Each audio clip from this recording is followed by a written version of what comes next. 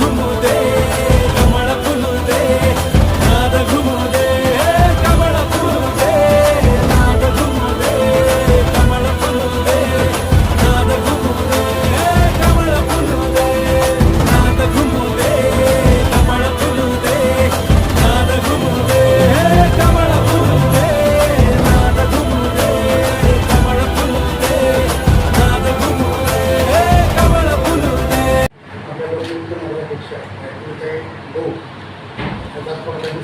शासनातर्फे केल्यामुळे पुढील नगरपालिकेचं कामकाज सुरळीतपणे चालावं यासाठी कायद्याद्वारे उपनगराध्यक्षांकडे नगराध्यक्षांचा कार्यभार हा आलेला आहे. याबाबत आणि जिल्हाधिकाऱ्यांना सुद्धा सूचना दिली सुरुवात उद्यापासून नियमित येणार आहे. आजच्या दिवशी आपण प्रधान नगराध्यक्ष म्हणून दायित्व शैलजाताई यांच्या मार्गदर्शनात आपण आजपासून कामाची सुरुवात करत आहोत. सुरुवात करताना सर्वांना एकच विनंती की नगरपालिका आमची कमी तुमची असते का तुमचा प्रमाणात लोक 30-40 वर्षापासून तुम्ही कंटिन्यू आहात आणि 5-5 वर्षांचा निघून झाले तरी त्यामुळे नगरपालिकेचं खरं कामकाज तुमच्या मार्गदर्शनाशिवाय किंवा तुमच्या सहकार्याशिवाय होऊ शकणार नाही.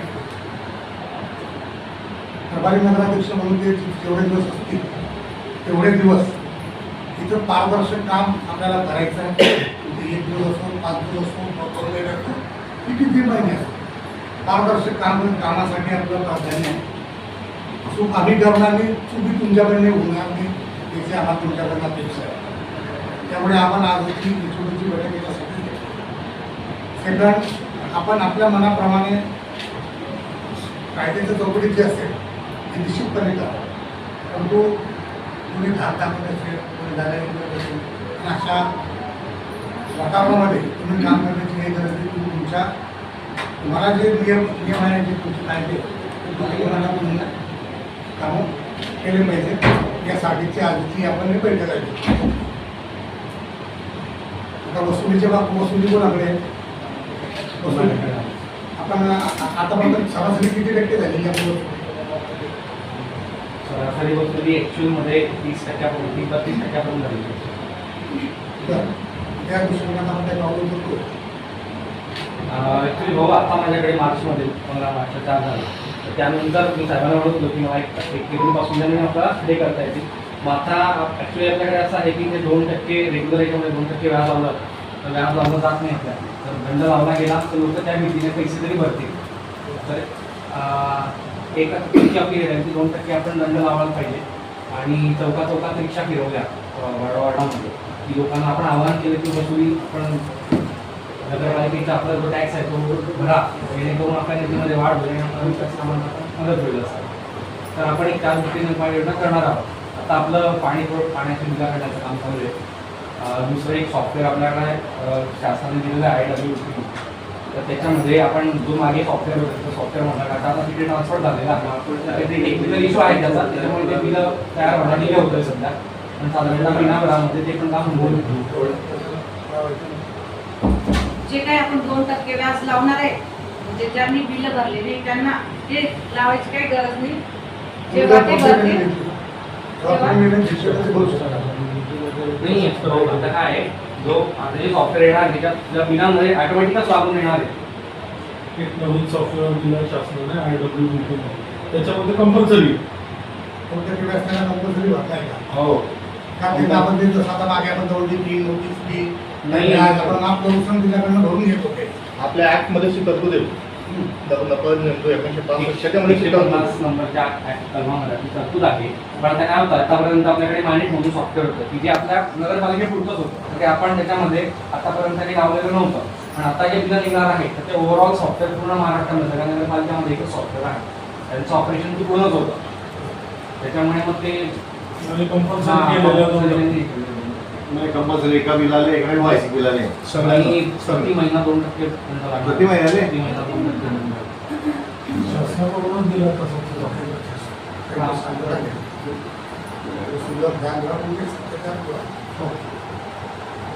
आपले 3 झोन आहेत, 3 झोनला वेगवेगळे कंपनीज आहेत, त्यांच्या अंडर 4 लिपिक आहेत. घरकुल कोणाकडे आहे? आपल्याकडे स्वतःची जागा असलेली BSc गटातून 600च्या वर ॲप्लिकेशन आले. त्याच्यातले आपण काही चेक केले, काही व्हेरीफाय केले, काही विड्रॉल केले, काही रिजेक्ट केले. तर साधारण 420पर्यंत आपण बेनिफिशरीचा DPR शासनाकडे पाठवलेला आहे, केंद्र शासनाकडे. राज्य शासन आणि केंद्र शासनाने त्या लाभार्थ्यांना मंजुरी मिळालेली. आता अंतिम मंजुरी मिळाल्यानंतर आपण त्यांना बांधकाम परवानगी दिल्यानंतर त्यांना निधी पाठवून करू. आपल्याला केंद्र आणि राज्य शासनाकडनं सर्व लाभार्थ्यांचे कागदपत्र वगैरे प्राप्त. राज्य शासनाकडनं प्रत्येक लाभार्थी 1 लाख रुपये मंजूर आहे आणि केंद्र शासनाकडनं प्रत्येक लाभार्थीला 1.5 लाख रुपये मंजूर आहेत. असे 2.5 लाख रुपये प्रत्येक लाभार्थ्याला आपण दिले जातात. प्लस पॉईंट असा आहे की त्याच्यामध्ये विकास असतो, तो शुल्क असतो 350 स्क्वेअर फूटचा, तो आपल्याला राज्य शासनाने माफ केला. त्यामुळे प्रत्येक लाभार्थ्याला 350 स्क्वेअर फूटपर्यंत जर बांधकाम असेल तर त्याला विकासात्मक शुल्क म्हणजे बांधकाम परवानगी विनामूल्य मिळते. तर राज्य शासनाने 2011 सगळ्या झोपडपट्ट्या या अधिकृत पण केलेल्या आहेत. हो. शासकीय ते कोणती या संदर्भामध्ये त्या आपल्याला संदर्भात GR आलेला आहे. त्या संदर्भात CO सरांची काय पाऊल उचलत आहे? आपण त्या संदर्भात सर्वेक्षण केलेले आहे प्राथमिक लेवलला की शासनाकडनं आपल्याकडनं साधारण शासकीय खाजगी अशा किती झोपडपट्ट्या CO सर आल्यानंतर त्यांच्यासोबत ती बैठक झाल्यानंतर मग ओव्हरऑल एक बैठक घेऊन आपण पुढे कारवाई करणार. आपल्याकडे ऑलरेडी आलेले आपल्याकडे राज्य शासन केंद्र शासनाकडे वेळोवेळी निधी मिळाल्यानंतर आपण तो वाटप करत असतो. पण तुम्ही जी वेळ मिळत नाही लवकर नागरिकांना खेटे घालावे लागतात तुमच्या ऑफिसमध्ये. नाही मॅडम, असं नसतं. तसं ते ऑनलाईन असतं, त्यांची बांधकामं सुरू आहेत, त्यांना निधी टायमावर मिळतो. आता बहुतांश लाभार्थ्यांना आता आपण वेळेवरच निधी मिळालेला आहे. केंद्र आणि राज्य शासनाकडून निधी हा वेळेवरच मिळतो. समोरच्या म्हणजे बेनिफिशरीचं बांधकाम वेळेवर जर सुरू असेल तर त्याच्या स्टेपवर सगळे बांधकामाचे पैसे मिळतात.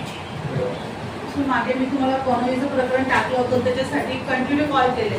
मागे म्हणे वैभव पाटील सर बाहेर आहे. त्याच्यानंतर तुम्ही कॉल बॅक केला नाही आणि म्हणे म्हणजे वरिष्ठ सरांशी बोलून तुम्ही सांगणार, पण अजूनपर्यंतही त्या गोष्टीचा काही पाठपुरावा केलेला नाही.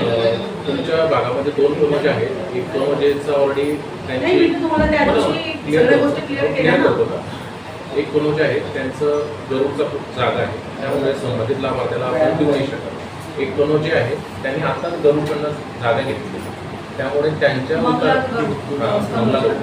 त्या गरुडचा अजून स्वतःच्या सातबारा लागलेला नाही, तो तलाठीकडे पेंडिंग आहे. त्यांनी तो क्लिअर केल्यानंतर त्यांचं ऍप्लिकेशन आपण BSc मध्ये खरेदी केली आहे, पण अजून मला गरुडच दिसत आहे ऑनलाईन. माहिती द्या.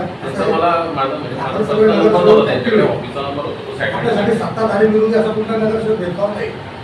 त्यामुळे प्रत्येक नगरसेवकाची फोन उचला आणि त्यांना योग्य माहिती. आणि लाभार्थी सगळे गरीब माणसं आहेत. कुठलाही नगरसेवक गरीब माणसासाठी नाही तुमच्याकडे त्याला फक्त डायरेक्ट तुम्ही एक काहीतरी सांगा, त्याचे येणं सांगेल गुणवत्ता. नवीन जे आहे ना त्याचे डिटेल पण मागितले तुम्ही. आपल्याकडनं तसं पण झालेलं नाही आतापर्यंत. 2011 आपल्याकडे झाली तर भावना लगेच आम्ही 2011च्या डिटेल त्याच्याबद्दलचे डिटेल मागितले सर्व नगरसेवकाला देऊन टाका. कारण की ती नवीन खूप जे आलं असेल महत्त्वाची ते सर. कारण की आपल्या भुसावळ्यात तो सर्व नगरसेवकांना देऊन द्या, आहे की नाही? जिथे वर्ष लोक राहत मी आहेत, आता- त्यांचा जर लाभ होत असेल तर आपण लवकरात लवकर तिथे काम मी करायला आता सुरत पाहिजे. सिटीतनं जाऊन आलो. सुरतला गेल्यानंतर तिथल्या ह्या कामाची मी पूर्ण माहिती घेतली आहे. तिथं जाऊन द्या, कारण एक दिवस तर तिथं म्हणजे झोपडी नावाची तिथं ठेवलेली आहे.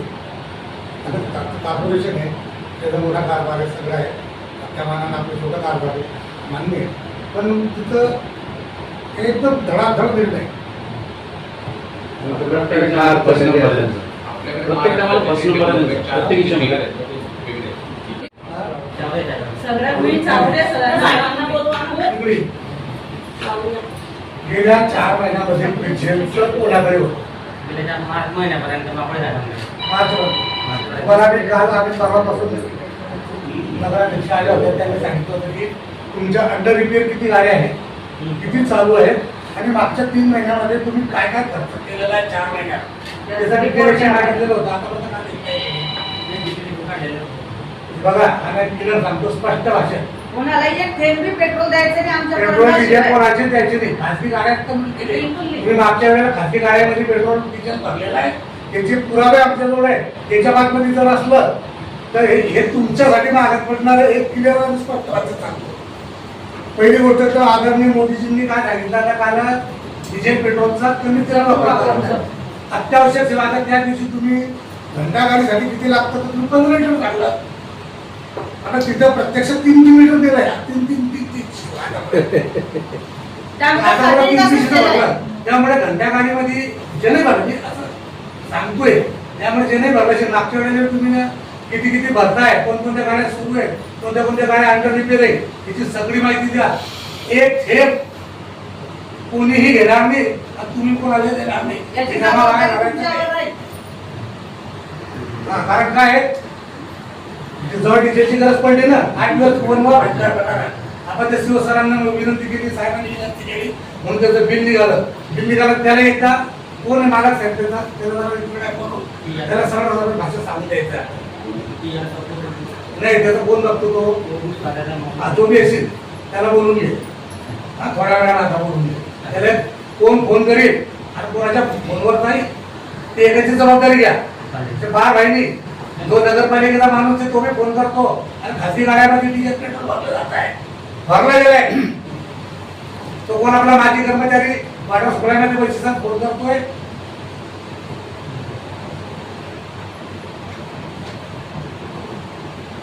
करायचं नाही घ्या काम. आणि जिथं आवश्यक आहे तिथं द्या. शहराच्या सेवेसाठी पाण्याचं टँकर वगैरे तेवढं द्या, पण जिथं लागतं तेवढंच द्या आणि जेवढं खर्च होतं तेवढंच द्या.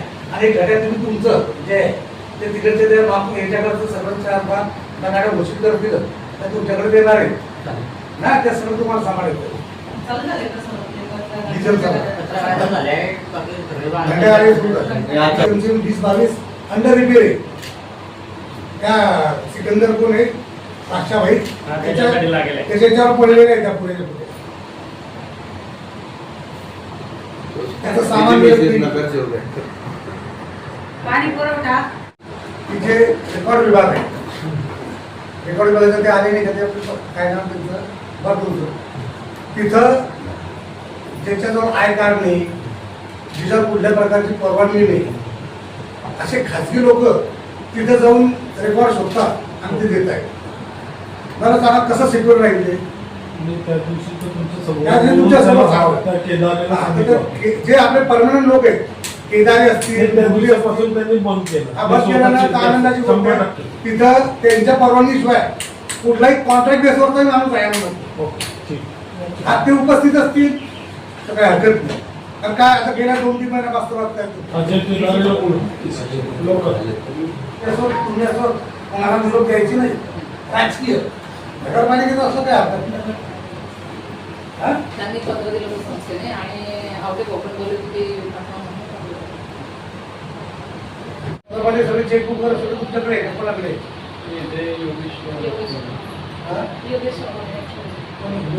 आता पण डिझेलचा कार्ड होता तेव्हा कोणाकडे होता? तेव्हा तेव्हा कोणाकडे होतं चेकबुक? चेकबुक आमच्याकडेच असतात, पण मला ते दादा नव्हते बियाफमध्ये मग त्यांनी सांगितलं होतं ते सरांना विचारलं. माहिती द्यायची की तुम्ही आता त्याचा 2 वेळा बोला वेगवेगळं बोलताय. नाही म्हणजे त्यांच्याकडेच सुट्टीवर गेली की आम्हाला सांगून जातात ते असं. हां त्यांच्या प्रेझेंटमध्ये पण आमच्याकडे नसतं. हां ते सुट्टीवर गेली चेक करायचा होता म्हणून तुम्ही चेक घेतलं असं. बरं त्यांच्या बियाफमध्ये मग ते सांगून कोणाकडे असते चाबी त्यांच्याकडेच असते, पण आता आमच्याकडे दिली चाबी आहे ना. आता सध्या आमच्याकडे ते सुट्टीवर म्हणून नंतर आमच्याकडे चाबी बॅक डेट मध्ये एकही चेक निघता कामा नाही. आजच्या जायला सही मागच्या वेळेला काढले गेलेले आहे, आता या वेळेला तसं चालणार. मागच्या सणांच्या कुठल्या सही घ्यायची नाही तर ते आता सुट्टीवर आहे. बॅक डेट होती आजच्या तारखेला 1000 म्हणून नाही आमचं. पगार पाणी सुरळीत आहे. सफाई कर्मचाऱ्यांचे आता आले. आपण पहिले अगोदर महिन्याच्या महिने द्यायचे, बिलकुल तारीख क्लिअर होती एकदम. आता 1 तारखेपासून 10 तारीख होऊन गेली. हा ठीक आहे, तुम्ही आता नव्हते आता पुढच्या वेळेला सुधारा. सफाई कर्मचारी नाही, या 4-5 घंटे आले प्रत्येक पगार वेळेमध्ये 8 ते 10 दिवस ठरवू सफाईमध्ये 2 महिने झाले त्यांचे पेमेंट नाही देत. 1-2 दिवस ठीक आहे पण 2 महिन्यापासून पेमेंट नाही पेमेंट देत. पेमेंट आता दुसऱ्याचा आपण दिसली तर एकच पण आहे ना. हे टायमावरच एक सुरू मार्च आहे का? पासूनचा. दिनेश पहिले हे विचारलं की ते कोणाचा विचारतात सफाई मला नाही ते ऑपरेटरांच्या बोलतात तुम्ही सफाई कर्मचाऱ्यांच्या समजता आणि जे तुमच्याकडे असतात म्हणजे हा तुम्ही पण ते सफाई कर्मचाऱ्यांच्या कॉन्ट्रॅक्ट वेटची कॉन्ट्रॅक्ट बेसिसचे वेगळे हा तुमचं नाव करून सांगता ते बरोबर की तुम्ही ते पैसे देता ते नक्की कोण देतो हा ना मग त्यांच्या हजर घेता मला ऐकत असा अधिकार नाही रे असला तर आणखी तर आपण नाव देतो हे असला तर काय हरकत नाही कोणाला रोज रोटी भेटत आमचं काय म्हणणं नाही तर तसं तुम्हाला अधिकार असेल डायरेक्ट 5 जणांचे डायरेक्ट तुम्ही बिलं काढू शकत असता तर 15 जणांचे का काय म्हणणं नाही ते पोराकडे 3 महिने बघायसाठी ते. हा. आता दोन उद्या जर तुम्ही त्यांची हजेरी भरताय ना तर आपण बघायचा त्यांचा आहेच ते तू कसं नाही तुला आदेश नाही तुम्ही त्या मुलांना असं स्वतः का दाखवता विचारायला आता जर ते 3 महिने राबले येते माता सोडून देणार आहे. कारण तुमचं नाव सांगता म्हणून बाकी आमचं काय म्हणणं नाही. विचारायला लावून घेतलं माझा पगार सुरू संबंधित मुकादम आणि मुकादम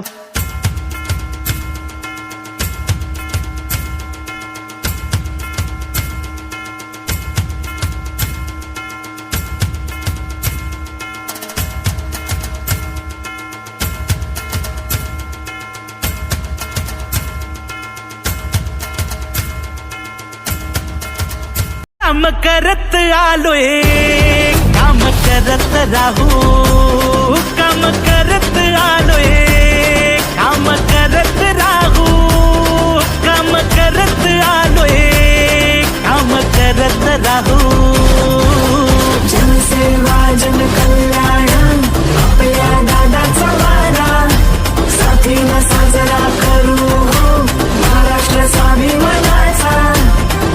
Subscribe now and press the bell icon. Never miss an update.